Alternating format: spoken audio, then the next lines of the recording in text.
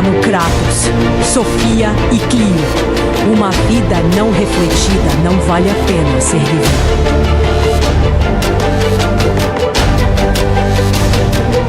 As luzes se apagam em toda a Europa. Não voltaremos a vê-las acender-se em nosso tempo de vida.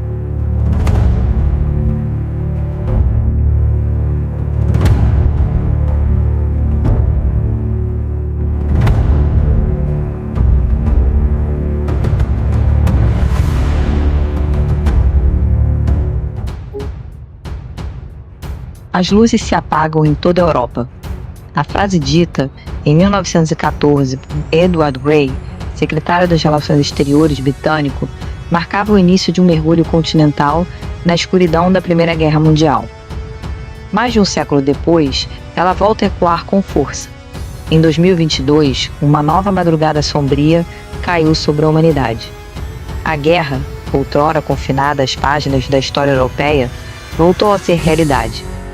Em 24 de fevereiro, a Federação Russa surpreendeu a comunidade internacional ao iniciar uma ofensiva em território ucraniano, desencadeando uma crise de consequências ainda incertas. Possivelmente, desde Hiroshima, não se via com tanta nitidez o risco de o botão vermelho ser pressionado. Mas por trás das explosões, dos veículos blindados de combate e das manchetes alarmistas, uma pergunta permanece: o que realmente motivou essa guerra? Pode parecer uma questão já respondida. Afinal, nos últimos anos, você ouviu explicações convincentes.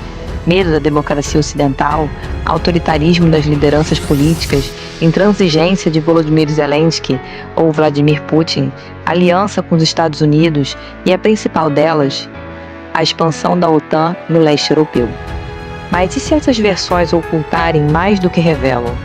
E se as narrativas que são repetidas como mantra em discursos, manchetes e fóruns de debate, embora capturem algumas características do tema em questão, não penetrem no âmago do problema, limitando-se a uma análise superficial? Frequentemente, a solução para um problema não deve ser buscada na direção que as teorias tradicionais apontam, mas sim nos caminhos alternativos que elas nos impedem de enxergar.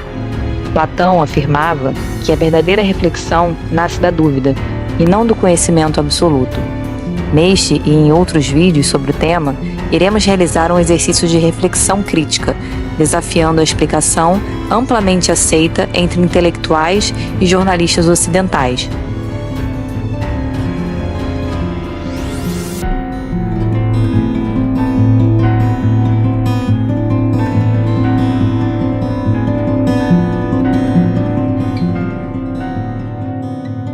Após o colapso da União Soviética em 1991, o mundo teve diante de si uma oportunidade histórica: integrar os derrotados à nova ordem liberal.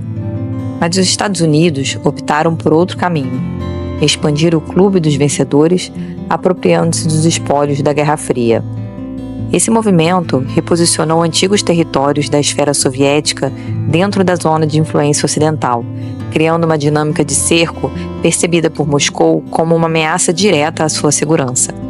Para muitos analistas, é essa lógica que sustenta a narrativa de uma guerra estritamente defensiva. De acordo com essa visão, a aproximação da Ucrânia com o Ocidente, sobretudo no campo militar, teria levado a Rússia a agir em legítima defesa diante de uma ameaça existencial. O próprio Putin reforçou esse discurso ao afirmar, abre aspas, para os Estados Unidos e seus aliados, trata-se de conter a Rússia. Para nós, é uma questão de vida ou morte, do nosso futuro como povo. Fecha aspas. É uma declaração forte, convincente e justamente por isso repetida incessantemente. Mas será que ela explica tudo? Ou apenas encobre camadas mais profundas do conflito? Nesse vídeo, vamos investigar se a teoria da guerra defensiva realmente esclarece ou se, na verdade, obscurece as raízes da crise. Venha conosco refletir sobre um tema tão crucial para o futuro da humanidade.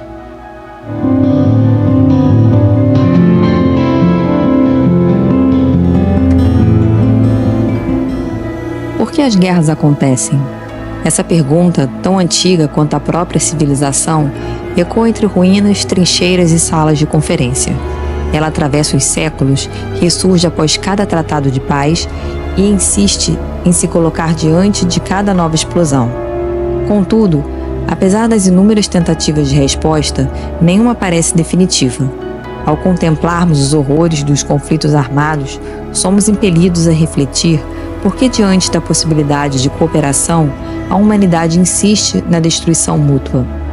É nesse ponto que o vídeo nos convida a dar um passo além do senso comum e mergulhar nas teorias das relações internacionais, buscando nas ideias o que os jornais não revelam. E entre elas, uma se destaca: o realismo.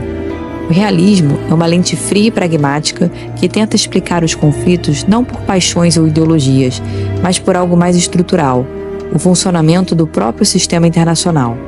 Ele nos convida a enxergar o mundo como ele é, e não como gostaríamos que fosse.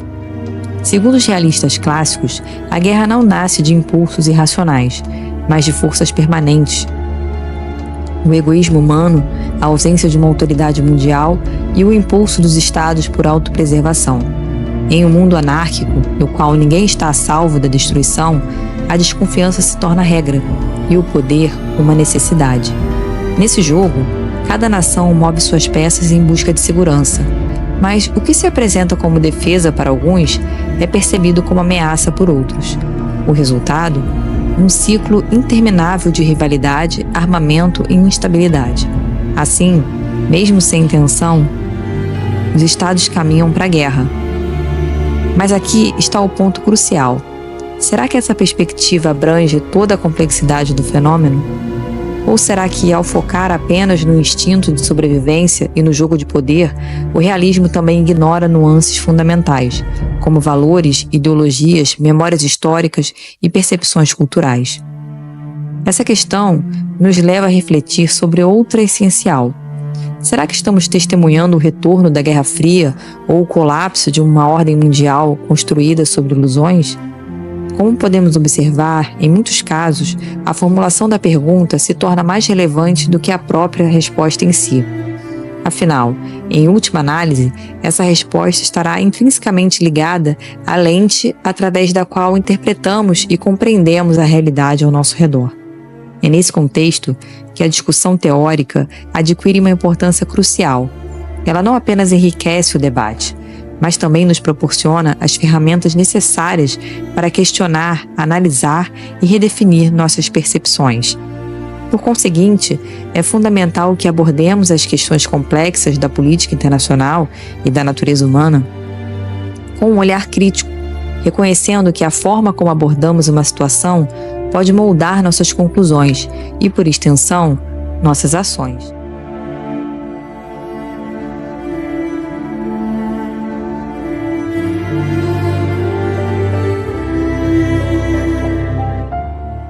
Um dos conceitos mais centrais na teoria realista das relações internacionais é o equilíbrio de poder. A ideia de que a estabilidade global depende de impedir que qualquer Estado se torne forte o suficiente para dominar os demais. Nesse cenário, os Estados agem para contrabalançar forças, formando alianças ou aumentando sua capacidade militar sempre que percebem uma ameaça crescente. Essa lógica gera um sistema em que, teoricamente, quanto mais simétrica for a distribuição de poder, menores são as chances de um conflito aberto. O medo da retaliação, somado à consciência dos custos da guerra, funcionaria como um freio para a agressão. No entanto, esse equilíbrio é intrinsecamente instável. Ele se sustenta sob uma base de desconfiança mútua, ambiguidade estratégica e previsões incertas. Em um ambiente no qual não há uma autoridade superior, cada movimento de defesa pode ser percebido como uma ameaça, alimentando um ciclo de ação e reação. A busca incessante por segurança e a vontade de ampliar a própria influência alimentam uma dinâmica de rivalidade permanente, em que a paz raramente é mais do que uma trégua momentânea. O equilíbrio de poder, embora essencial, é muitas vezes frágil e ilusório, exposto à volatilidade dos interesses nacionais e à imprevisibilidade do sistema internacional. A história da guerra, em última análise, é igualmente a história do medo, e nenhum temor é mais preponderante do que a da destruição mútua. Essa constatação nos conduz ao próximo ponto de nossa discussão.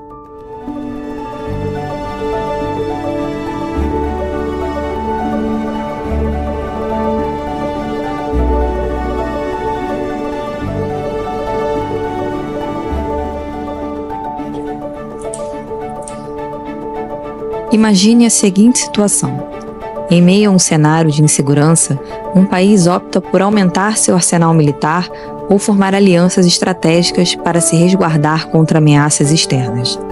Embora tais medidas sejam essencialmente defensivas, outros estados podem interpretá-las como provocativas. Afinal, as mesmas armas concebidas para a proteção podem ser utilizadas para realizar ataques.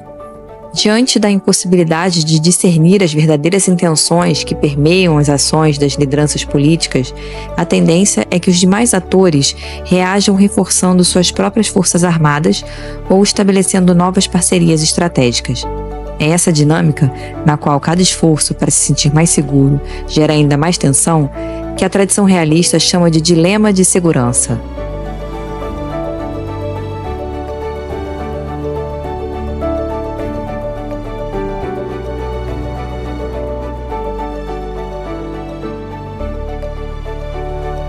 A perspectiva realista também destaca um dilema fundamental das relações internacionais: a desigualdade na distribuição de poder. Essa simetria cria uma clara divisão entre as nações privilegiadas, que desfrutam dos benefícios do status quo, e aquelas marginalizadas, cujas influências são restringidas pelas regras e normas estabelecidas pelas potências dominantes. À medida que alguns estados emergem com uma crescente força econômica ou militar, eles frequentemente buscam reconfigurar a dinâmica de poder, desafiando as estruturas consolidadas. Essa busca por uma nova configuração de forças intensifica as tensões sistêmicas, pois as potências estabelecidas reagem com vigor para proteger o status quo, que assegura sua posição privilegiada na ordem global. A história está repleta de exemplos que ilustram o potencial destrutivo que acompanha os períodos de transição de poder. Um caso emblemático é a ascensão da Alemanha no século XIX, que colocou o país em rota de colisão com a hegemonia britânica e acabou contribuindo para a eclosão da Primeira Guerra Mundial. Da mesma forma, a rivalidade entre Atenas e Esparta, na antiguidade, culminou na devastadora Guerra do Peloponeso, evidenciando como disputas pelo poder podem levar os conflitos de larga escala e consequências profundas.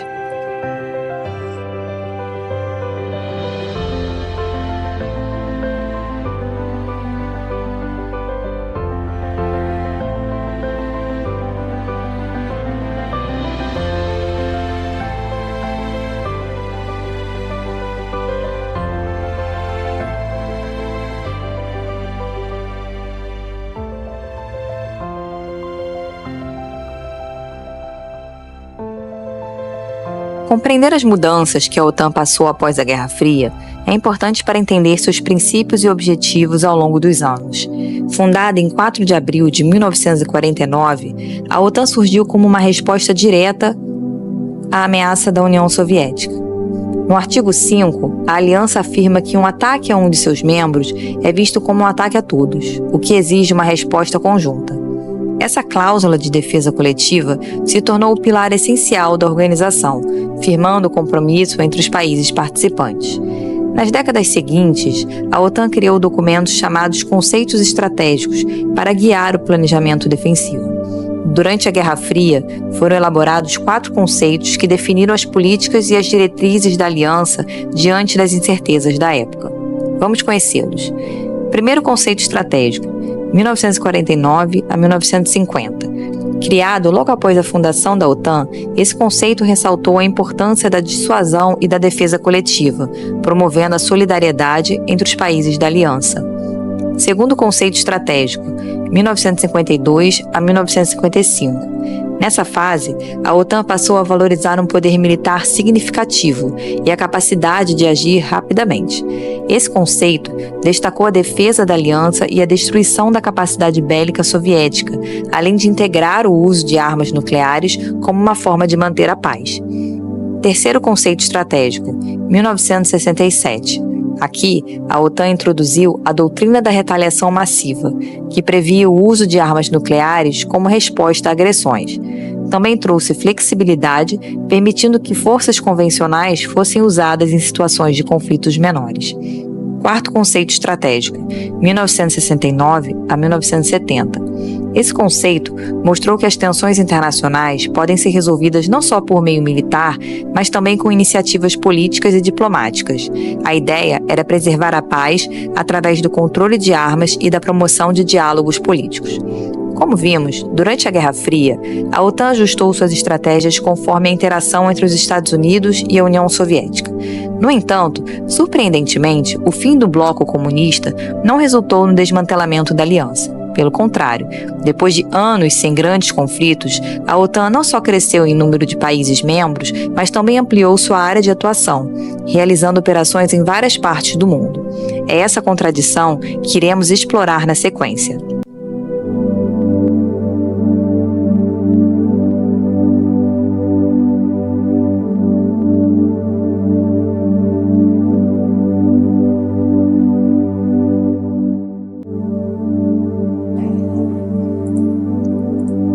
O dilema que enfrentamos atualmente não difere significativamente daquele que desafiou as nações europeias em diversos momentos da sua história. Como garantir a segurança regional diante de um gigante insatisfeito como a Rússia? Nos anos 90, essa questão dividiu os estrategistas norte-americanos em duas correntes, os falcões e as pombas. Os falcões defendiam com veemência a necessidade de integrar os países do antigo campo socialista à OTAN, enquanto as pombas levavam a sério as preocupações da Federação Russa em relação à sua própria segurança, reconhecendo que a estabilidade regional demandava uma abordagem mais nuançada e diplomática. Entre os especialistas, de maneira geral, os falcões gozavam do apoio dos teóricos liberais, que argumentavam que o poder militar era um elemento fundamental para a consolidação e proteção das instituições representativas emergentes. Em contrapartida, os realistas, alinhando-se às pombas, alertavam que a verdadeira estabilidade sistêmica só poderia ser alcançada se os interesses da Federação Russa fossem efetivamente incorporados à nova ordem global. Desde que os pedidos de proteção das ex-repúblicas soviéticas se tornaram público, não faltaram advertências sobre os riscos associados à incorporação dessas nações à OTAN. Em 1995, após o governo Clinton anunciar o Programa Parceria para a Paz, que deu início ao processo de integração militar dos países do leste europeu com a aliança, William J. Burns, então oficial da Embaixada dos Estados Unidos em Moscou, informou às autoridades de seu país que, abre aspas, a hostilidade em relação à expansão inicial da OTAN é amplamente sentida em todo o espectro político doméstico aqui, fecha aspas. 3 anos depois, George Kennan descreveu o cerco militar como um erro trágico. Em uma entrevista ao jornalista Thomas Friedman, o pai da contenção advertiu que essa abordagem não apenas isolaria a Rússia, mas também reforçaria sentimentos anti-ocidentais no país e alimentaria um ciclo de hostilidade e desconfiança entre as grandes potências. No rescaldo da invasão da Crimeia, Henry Kissinger advertiu que tratar a Ucrânia como parte de uma confrontação leste-oeste comprometeria por décadas qualquer perspectiva de integração entre a Rússia e o Ocidente. Na mesma linha, o cientista político John Mearsheimer enfatizou que, desde meados da década de 90, o Kremlin havia deixado claro que considerava a expansão da OTAN uma violação tácita das promessas feitas após a Guerra Fria e uma ameaça à sua soberania nacional. No entanto, a despeito dos alertas, houve 3 ondas de crescimento da OTAN, cada uma delas aproximando a aliança militar das fronteiras russas. 1999, Polônia, Hungria e República Tcheca, antigos membros do Pacto de Varsóvia, foram incorporados, simbolizando o rompimento com a antiga esfera de influência soviética.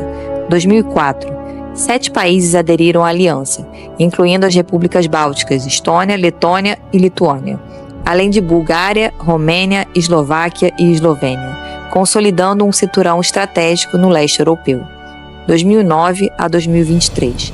A tendência se aprofundou com a entrada da Albânia, Croácia, Montenegro, Macedônia do Norte, Finlândia e, finalmente, Suécia. Esta última em um contexto de crescente tensão provocada pela guerra na Ucrânia. Esses movimentos sucessivos, embora justificados pelos Estados-membros como escolhas soberanas de países democráticos, foram interpretados por Moscou como um cerco gradual, alimentando uma narrativa de insegurança que culminaria na radicalização das posturas do Kremlin em relação ao Ocidente. Assim, quando a ocupação russa se intensificou em fevereiro de 2022, analistas de diversos espectros ideológicos concordaram que a crise ucraniana era uma consequência direta da estratégia do cerco ocidental. A lógica parece simples. Se as previsões desses especialistas se concretizaram, então suas análises estariam corretas. Entretanto, ao examinar de forma mais crítica as decisões que conduziram ao conflito, torna-se evidente que essa tese não se sustenta completamente. O argumento da guerra defensiva entra em contradição com os próprios pressupostos do realismo, que assume a racionalidade estratégica dos estados e a previsibilidade de seus comportamentos diante de ameaças externas.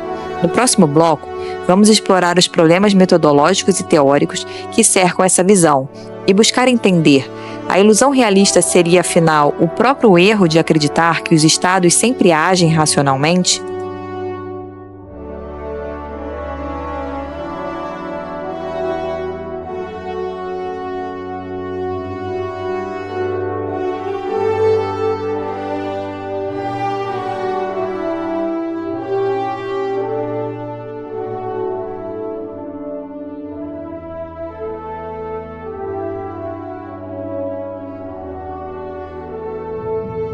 Os apoiadores da tese de que a Rússia teria adotado uma postura predominantemente defensiva ao invadir a Ucrânia responsabilizam em primeira instância os Estados Unidos pelo desencadeamento do conflito.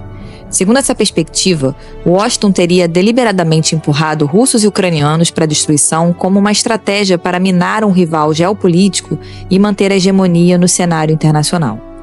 Essa visão, embora impactante, ignora as nuances e complexidades que caracterizam a dinâmica global, simplificando um fenômeno multifacetado ao atribuir a responsabilidade de forma unilateral. A primeira falha evidente nessas análises é a omissão do fato de que a ofensiva militar foi iniciada por Vladimir Putin e não por Joe Biden. Embora essa afirmação possa parecer trivial à primeira vista, sua relevância é inegável. Afinal, se a guerra resultou no fortalecimento da OTAN, no desgaste da economia russa e na consolidação da Ucrânia como um adversário permanente, por que Moscou optou por agir de maneira que parecia atender exatamente às expectativas do Ocidente?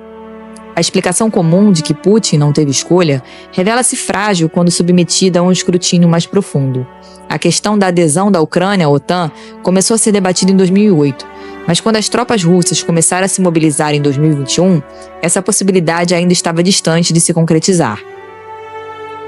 De fato, era improvável que o sonho ucraniano se tornasse realidade a curto ou médio prazo. Os próprios ucranianos reconheciam essa realidade. Pouco antes do início do conflito, o presidente Vladimir Zelensky descreveu a aspiração do seu país como um sonho distante. Após ser eleito em 2010, o presidente Viktor Yanukovych adotou uma série de medidas que favoreciam Vladimir Putin, incluindo a autorização para a instalação de bases navais russas em Sebastopol até 2042, a troco de um desconto no fornecimento de gás natural à Ucrânia. Essa decisão comprometeu diretamente a viabilidade da adesão da Ucrânia à OTAN e à União Europeia, por um período superior a 3 décadas.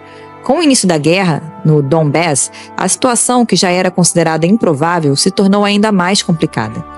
Além disso, a postura agressiva dos Estados Unidos foi recebida com ceticismo por diversas nações europeias, especialmente França e Alemanha, que passaram a depender intensamente do gás natural da Sibéria. Diante do fato de que a adesão à OTAN exige a concordância de todos os países membros, a chance de a Ucrânia conseguir tal aprovação se tornou extremamente remota, para dizer mínimo. Ou seja, a narrativa de que a expansão da OTAN era uma ameaça iminente simplesmente não se sustenta. Em outras palavras, os realistas têm razão ao assinalar que Putin fez reiteradas advertências sobre a Ucrânia ser uma linha vermelha, que não poderia ser cruzada sob nenhuma circunstância. No entanto, é importante notar que essa barreira não foi ultrapassada quando a ofensiva militar começou. Nem havia indícios claros de que estava prestes a ser rompida. Essa análise revela um descompasso entre as declarações retóricas e as realidades geopolíticas. As motivações do conflito, portanto, devem ser buscadas em outro lugar.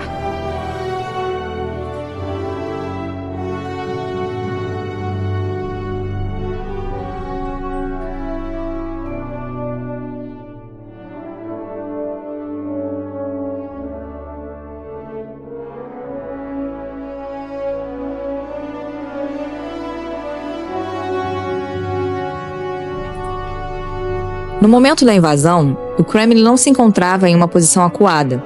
Caso contrário, Putin teria optado pelo recuo ou poderia ter sido rapidamente neutralizado. Pouco antes da invasão, os protestos populares que desestabilizaram importantes aliados como Bielorrússia e Cazaquistão haviam sido controlados com êxito. Além disso, a parceria estratégica com a China ampliou significativamente a margem de manobra da diplomacia russa, tanto na esfera econômica quanto na dimensão política, conferindo à Rússia uma maior autonomia em sua inserção no cenário internacional. Em 2021, o número de batalhões táticos, a principal unidade utilizada na invasão, era cerca de 2,5 vezes maior do que o efetivo disponível em 2016. Paralelamente, a inauguração do gasoduto Nord Stream 2, prevista para aquele ano, com capacidade para entregar 55 bilhões de metros cúbicos anuais de gás, alteraria significativamente a correlação de forças a favor de Moscou. Esses e outros trunfos poderiam ter sido utilizados para afastar a infraestrutura militar ocidental das fronteiras nacionais, sem a necessidade de recorrer ao conflito armado.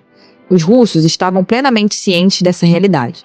O renomado cientista político Sergei Karaganov observou, por exemplo, que em um cenário onde o mundo oferece à Rússia oportunidades geopolíticas para seu desenvolvimento a médio prazo, não haveria necessidade de atacar ou explodir ninguém. Contudo, em breve se tornaria evidente que a ausência de necessidade não implica necessariamente em ausência de vontade.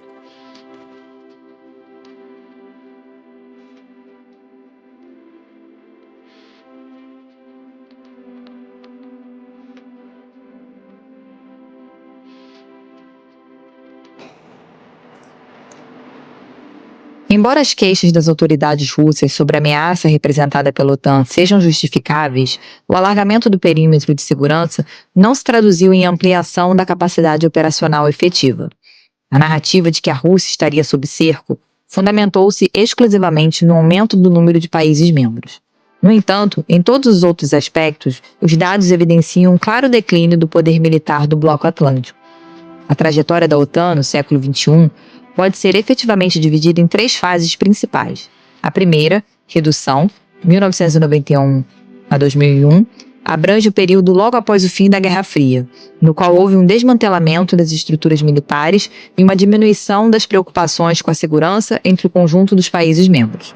A segunda, denominada de reorientação, 2001 a 2014, foi marcada pela transformação da OTAN em uma aliança que enfrentaria novas ameaças de caráter híbrido, como o terrorismo, especialmente após os atentados de 11 de setembro de 2001. Por fim, a terceira, reconstrução, de 2014 a 2021, representa um período em que a OTAN buscou recuperar e realinhar seu poder bélico em resposta às novas dinâmicas globais, particularmente após a anexação da Crimeia pela Rússia em 2014. É essa trajetória de avanços e recuos que iremos explorar a partir de agora.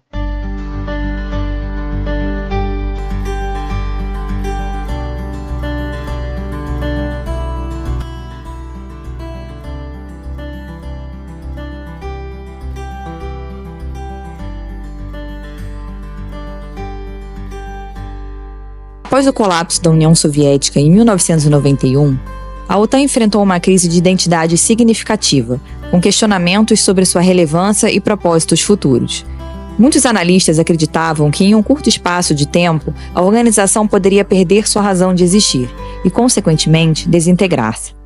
Esse cenário era alimentado pela percepção de que o fim da rivalidade com o bloco soviético havia reduzido a necessidade de uma aliança militar de caráter defensivo, voltada para a proteção contra ameaças externas. A OTAN precisou encontrar novas justificativas para continuar existindo. Na Cúpula de Roma, em 1991, foram apresentados o novo conceito estratégico e a Declaração de Paz e Cooperação de Roma, que expressavam a necessidade de vincular o crescimento do bloco militar ao aprofundamento das ideias e das instituições liberais. Nos anos 90, a emergência de conflitos étnicos e a necessidade de responder a crises regionais, como a Guerra da Bósnia, levaram tanto o Conselho de Segurança quanto a OTAN a estarem particularmente engajados na resolução de conflitos e crises humanitárias, autorizando ao menos 2 novas missões de paz ao ano. Esse ambiente legitimou a permanência da OTAN, que argumentava seu papel estratégico na estabilização e prevenção de novos conflitos no continente europeu. Essa narrativa foi fortalecida com a revelação da limpeza étnica ocorrida nos territórios da antiga Iugoslávia. Em 1994, foi criado o Parceria para a Paz, Partnership for Peace, um programa que promovia a cooperação militar com países não membros. Uma dessas abordagens foi a política de segurança cooperativa, que envolvia parcerias com ex-membros do Pacto de Varsóvia e até mesmo com a própria Rússia. Esse esforço visava construir confiança e evitar que antigos rivais voltassem a ser ameaças. Embora a OTAN buscasse se reinventar, em um contexto em que não havia uma ameaça tangível, justificar os vultosos gastos que o bloco militar exigia tornou-se um desafio significativo.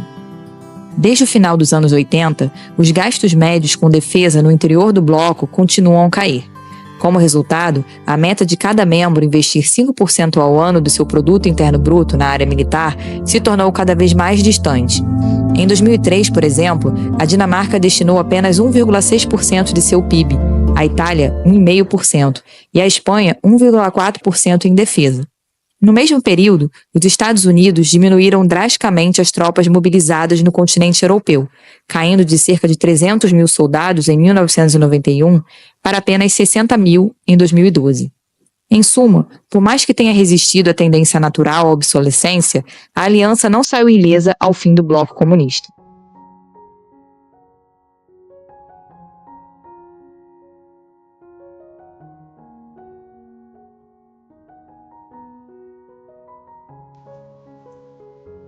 A atuação da OTAN, além das fronteiras dos seus Estados-membros, foi formalmente reconhecida na Cúpula de Washington em 1999, impondo à aliança a necessidade de reformular suas prioridades estratégicas.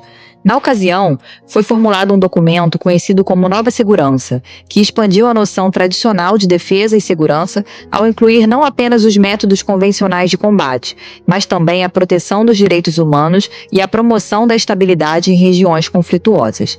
Essa mudança visava, em especial, prevenir crises que poderiam prejudicar a estabilidade regional e global e foi acelerada em resposta aos ataques terroristas de 11 de setembro de 2001. Essa foi a primeira vez na história que o artigo 5 do tratado foi acionado, permitindo à OTAN participar diretamente da guerra ao terror.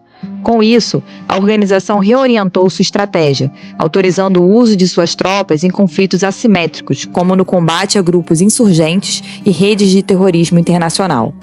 Essa adaptação transformou a aliança em uma força capaz de projetar poder em escala global, ampliando seu papel e aumentando suas responsabilidades.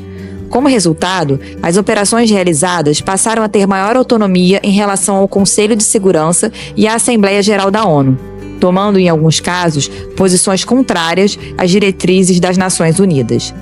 Essa mudança revela uma nova dinâmica nas operações militares e no processo de afirmação da OTAN como um ator relevante na geopolítica global. Isso gerou discussões sobre legitimidade e a eficácia da estratégia de recorrer à força para expandir os valores e as instituições liberais pelo mundo. Dentro do bloco, as reações foram mistas. Enquanto os Estados Unidos advogavam por uma postura militar mais assertiva, muitos países europeus preferiam uma abordagem cautelosa em relação às questões envolvendo segurança internacional. Essas divergências tornaram-se mais agudas à medida que as operações militares se estendiam, sinalizando a existência de tensões profundas no interior da aliança. Embora essa fase tenha sido caracterizada por avanços e recuos, ela desempenhou um papel essencial na reestruturação da OTAN, que ocorreria a partir de 2014. Nesse período, o princípio da defesa coletiva foi reafirmado, e a organização voltou a priorizar a modernização de suas capacidades para atuar em um ambiente de guerra convencional. Essa mudança foi impulsionada pela ascensão de uma nova ameaça, personificada mais uma vez pela Federação Russa. Nesse contexto, portanto, o novo, na verdade, expressava tensões, rivalidades e contradições profundas, que permanecem enraizadas em um passado que, ao contrário do que muitos imaginavam, estava longe de ter sido totalmente superado.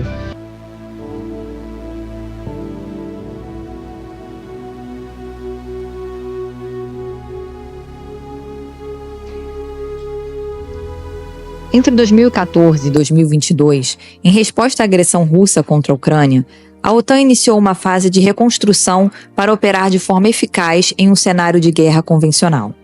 Diante dessa nova realidade, a aliança implementou um conjunto abrangente de medidas para conter o avanço da Rússia no leste europeu.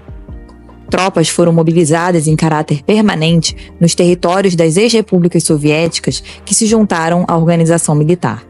Além disso, foi criada a Força de Resposta Rápida, uma unidade de elite pronta para ser acionada em poucos dias em situações que exigissem respostas urgentes. O objetivo era deixar claro para Vladimir Putin que qualquer movimento ofensivo a mais seria respondido rapidamente de forma coletiva, reafirmando assim o compromisso da aliança com a defesa conjunta e a segurança regional. Durante a Cúpula de Varsóvia, em 2016, ficou decidido que todos os membros da OTAN deveriam destinar, no mínimo, 2% do seu produto interno bruto ao setor militar, como parte de um esforço conjunto para fortalecer a defesa da aliança. No entanto, à medida que a crise no leste europeu se estabilizava, a urgência desses investimentos começou a ser questionada.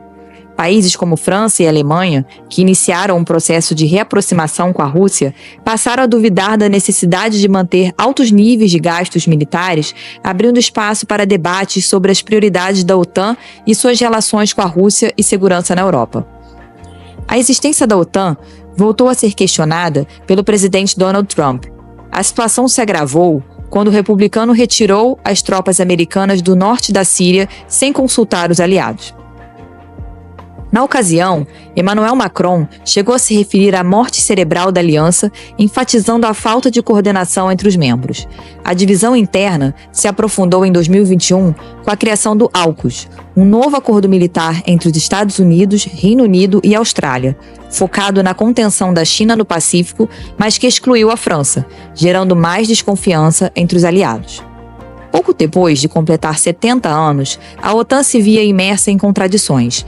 Mesmo com o dobro do seu tamanho original, a força da aliança, segundo alguns analistas, havia sido reduzida à metade quando de sua fundação.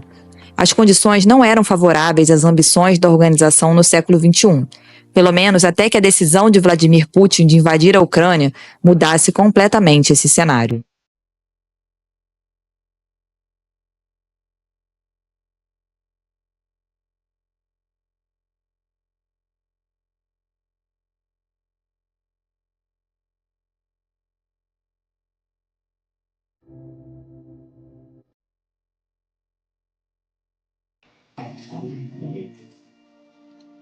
A guerra da Ucrânia trouxe de volta a importância da OTAN. Durante a Cúpula de Madrid, em junho de 2022, a aliança apresentou seu novo conceito estratégico, o primeiro desde 2010. Esse documento destacou a Rússia como a maior ameaça à segurança dos países membros. Também mencionou novos desafios como o crescimento da China e os riscos cibernéticos. O conceito enfatizou a necessidade de combinar defesas convencionais, nucleares e cibernéticas. Além disso, incentivou a cooperação com parceiros em todo o mundo. Os países membros anunciaram um plano ambicioso para aumentar suas unidades de reação rápida, passando de 40 mil para mais de 300 mil soldados. Para reforçar sua posição na parte oriental, a OTAN aumentou sua presença militar, criando grupos táticos em países como Estônia, Letônia, Lituânia, Polônia, Bulgária, Hungria, Romênia e Eslováquia. Essas ações fortaleceram a presença ocidental em uma região geograficamente crucial. O plano também incluiu a aceitação da adesão da Finlândia e da Suécia, duas nações que historicamente foram neutras.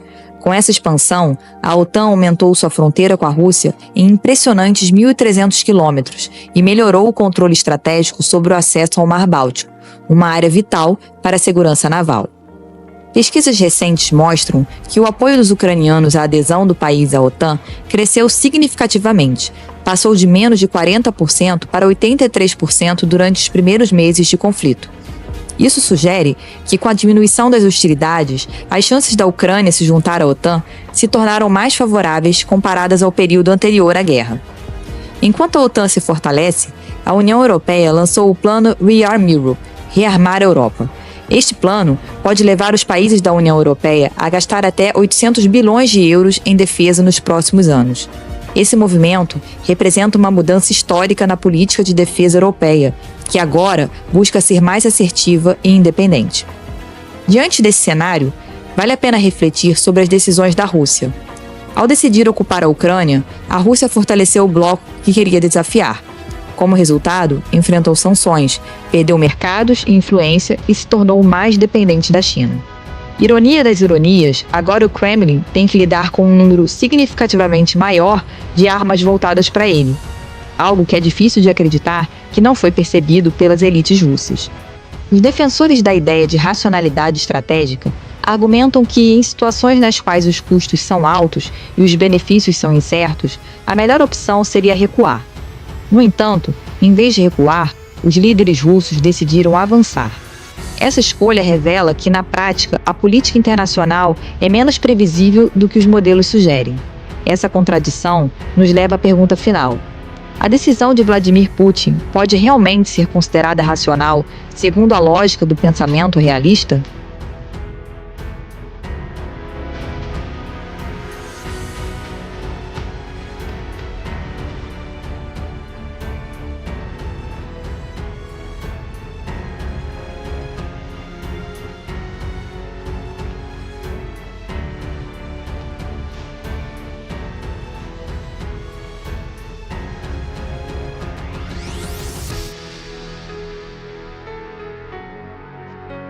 A teoria realista nos ensina que os estados buscam sempre a ação racional, ou seja, procuram maximizar seus ganhos e minimizar seus custos.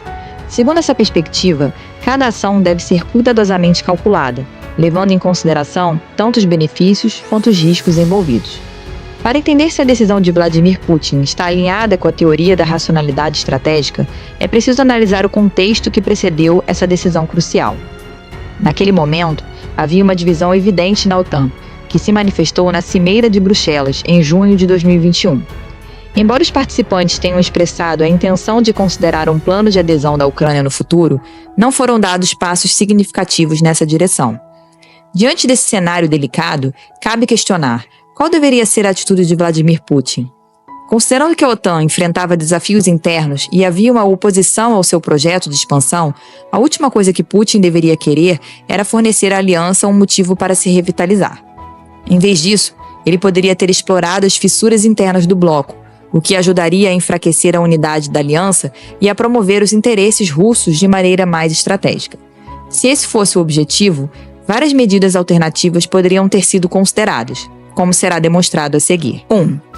Explorar divisões políticas entre os membros. Os países da OTAN não são homogêneos. Existem diferenças nas suas prioridades políticas, econômicas e militares.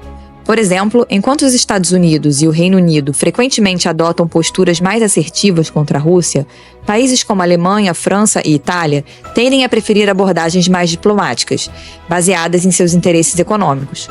Putin poderia intensificar iniciativas diplomáticas e econômicas que aprofundassem essas divergências, oferecendo acordos bilaterais vantajosos e destacando os custos de uma escalada militar para a população europeia. 2. Fomentar movimentos populistas e anti-OTAN. Nos últimos anos, movimentos populistas e eurocéticos têm ganhado destaque em diversos países europeus, como Hungria, Polônia e França. Esses grupos frequentemente criticam a influência dos Estados Unidos e a relevância da OTAN. A Rússia poderia ter apoiado discretamente esses movimentos, ampliando sua influência política e criando resistência interna à continuidade ou expansão da aliança. 3. Empregar ferramentas de guerra híbrida. Além da diplomacia, a Rússia é conhecida por sua experiência em guerras híbridas, que incluem campanhas de desinformação, ataques cibernéticos e interferências eleitorais. Em vez de optar por uma intervenção militar direta, essas ferramentas poderiam ser utilizadas para minar a confiança nos governos que apoiam a OTAN, aumentando a polarização política. Um exemplo seria intensificar campanhas de desinformação que associem a OTAN a ameaças econômicas ou sociais, alimentando o ceticismo popular. 4. Oferecer alternativas econômicas aos países europeus. Muitos países europeus dependem das exportações de energia russa e de outros setores comerciais.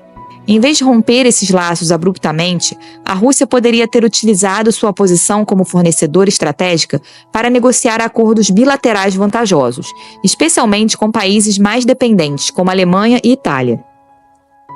Essa abordagem poderia criar fissuras dentro da OTAN, levando alguns membros a hesitarem em impor sanções rígidas ou a assumir posturas hostis em relação a Moscou. 5. Promover uma narrativa de paz e estabilidade. Uma estratégia mais sutil poderia envolver posicionar a Rússia como defensora da paz e estabilidade na Europa, contrastando com a narrativa de confronto promovida pela OTAN.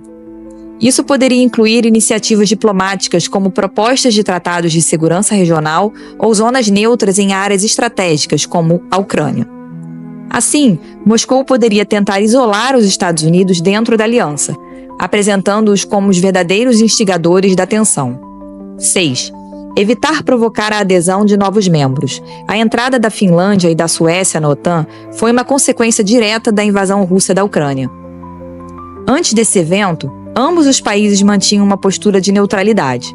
Se a Rússia tivesse evitado ações ameaçadoras à soberania dessas nações, poderia ter mantido suas fronteiras ocidentais mais seguras e reduzido a pressão sobre a OTAN para expandir sua presença. Essas alternativas ilustram que uma abordagem mais estratégica e ponderada poderia ter gerado resultados distintos para a Rússia, evitando a escalada do conflito e a resposta unificada da OTAN.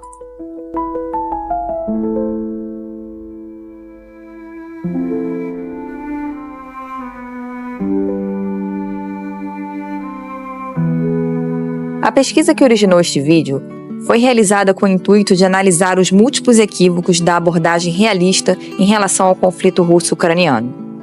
Inicialmente, muitos especialistas consideravam a eclosão da guerra uma possibilidade remota, desacreditando as advertências dos Estados Unidos como simples exageros. Em seguida, prevaleceu a expectativa de que o conflito seria de baixa intensidade, restringindo-se no máximo à região do Donbass.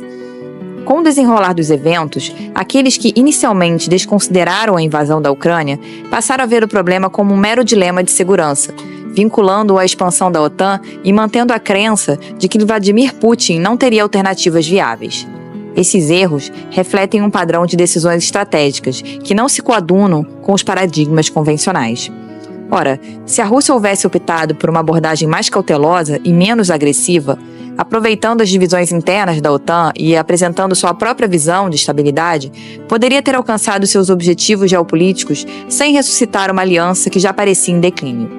Entretanto, a escolha pelo conflito armado evidencia que decisões estratégicas muitas vezes são influenciadas por fatores que vão além da lógica estratégica, como emoções, ideologias e erros de julgamento. Por essa razão, em muitos momentos, a teoria, embora coerente, revela-se distante da complexidade do mundo real. Atualmente, a principal preocupação da comunidade internacional é encontrar uma solução para a crise antes que suas consequências se tornem desastrosas. Para isso, é preciso adotar perspectivas diferentes daquelas que se mostraram incapazes de perceber o abismo ao qual todos se dirigiam. Teorias são lentes, não verdades. E em tempos de crise, é preciso trocá-las quando deixam de nos mostrar o que está à frente. O filósofo Friedrich Nietzsche alertou certa vez que ao encarar fixamente o abismo olha para dentro de nós. Nas circunstâncias atuais, contudo, não há alternativa. É imprescindível enfrentar o abismo antes que sejamos todos tragados por ele.